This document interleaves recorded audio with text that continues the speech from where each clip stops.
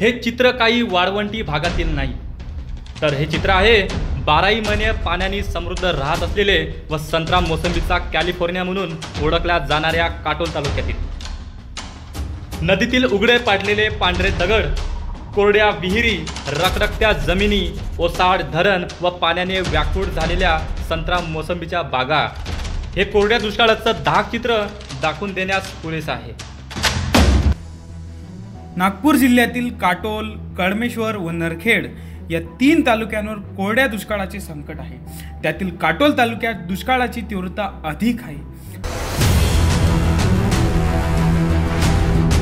उन्हाळ्याची चाहूल लागायचीच तर येथील जाम नदीत पाण्याचा ठणठणाट आहे. पिण्याच्या पाण्याची सध्या तरी सोय होत असली तरी शेतकऱ्यांना सिंचनासाठी मात्र दमछाकच करावी लागत आहे. शेतकऱ्यांना संत्रा बागांच्या ओलितासाठी पाणीच उपलब्ध नाही. त्यामुळे पोटच्या मुलाप्रमाणे 3 ते 4 वर्षे संगोपन करून वाढवलेली झाडे पाण्याअभावी सुकण्याच्या मार्गावर आहे. तर इतर पिकांची परिस्थिती यापेक्षा वेगळी नाही. पाणी खूप एकदम अल्पशा प्रमाणात आहे. विहिरी म्हणजे पुरा पाण्याचा म्हणजे बोरचं पाणी नाही, विहिरीला पाणी नाही आहे. 10 ते 15 मिनिट आमची मोटर चालत आहे. पूर्ण बगीचा असा वाळून गेलेला आहे, सुकून गेला पूर्ण बाग. आता याच्यावर काय उपाययोजना गव्हर्नमेंट काय ठरवणार आहे काही कळत नाही. आता हे झाडं वाचवायचे कसे हा मोठा भयंकर प्रश्न पडलेला आहे. सिंचनासाठी ठिबक सिंचन आहे पण पाणी नाही, विहीर आहे पण पाणी नाही, मोटार पंप आहे पण पाणी नाही, पाईपलाईन आहे पण पाणी नाही. एवढेच काय तर जनावरांची देखील पाण्यासाठी वणवणच आहे. या परिस्थितीमुळे संत्रा फुटलेल्या झाडांवर तसेच फुले आलेल्या चांगल्या झाडांवर पाण्याअभावी दम तोडण्याची वेळ आली आहे. यावर्षी पाण्याचा दुष्काळ असल्यामुळे शेतीचा तर प्रॉब्लेम आहे, त्याचप्रमाणे जनावरांना पिण्याच्या पाण्याची व्यवस्था नाही आहे. पाणी नसल्यामुळे त्यांना दिवसभरात पाणी मिळत नाही आणि आपल्या घरगुती पाणी प्यायला सुद्धा पाण्याची कमतरता झाली आहे यावर्षी. तर दुसरीकडे काटोल नरखेड तालुक्यातील तब्बल 7,184 हेक्टर सिंचन क्षमता असणाऱ्या रिधोऱ्या गावाजवळील जाम नदी प्रकल्पात केवळ 9%च पाणीसाठा शिल्लक राहिलेला आहे.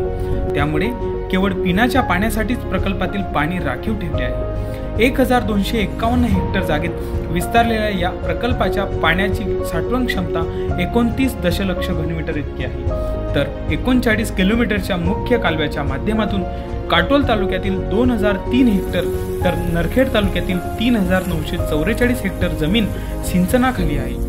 परंतु यावर्षी पावसाने दगा दिल्याने जाम नदी प्रकल्प पूर्णतः भरला नाही आणि त्यामुळे रब्बी हंगामातील पिकांसाठी कालव्यातून पाणी सोडले गेले नाही. या जाम नदीवर 10 कोल्हापुरी बंधारे आहेत, परंतु ते बंधारे सुद्धा शोभेचे वस्तू बनले आहेत. शासनाने आमच्या इथं जो जाम प्रकल्प आहे त्याची म्हणजे त्यामधला गाळ उपसून आणि त्याची उंची वाढवण्याचा प्रयत्न केला पाहिजे, कारण की पुढे भविष्यात अशा समस्याला तोंड द्यायला लागले नाही पाहिजे. त्यामुळे जाम प्रकल्पातील पिण्याचे पाणी वापरणाऱ्या कोंडाळी व काटोलकरांना देखील पुढील काळात दुष्काळाशी 2 हात करावे लागणार आहे. परंतु शेतकऱ्यांचे काय? शेतकऱ्यांच्या पुढे तर संत्रा मोसंबी बागा जिवंत ठेवण्याचे मोठे आव्हान समोर आहे आणि पाणी नसल्याने ती तारेवरची कसरतच आहे. बऱ्याच शेतकऱ्यांनी पाणी नाही म्हणून चांगल्या झाडांना देवाच्या भरोश्यावर सोडले आहे. दुष्काळ निवारण्यासाठी शासनाची विशेष योजना नाही. शेतकऱ्यांच्या नावावर मते खाणारी नेते मंडळीही शेतकऱ्याला बाजूला सारत निवडणुकीच्या मागे लागले आहे. बळीराजाचा संसार आजही फाटलेलाच आहे. रोज मरे त्याला कोण रडे. त्यामुळेच शेतकऱ्यांचा जगण्या मारण्याचा प्रश्न आजही कायमच आहे.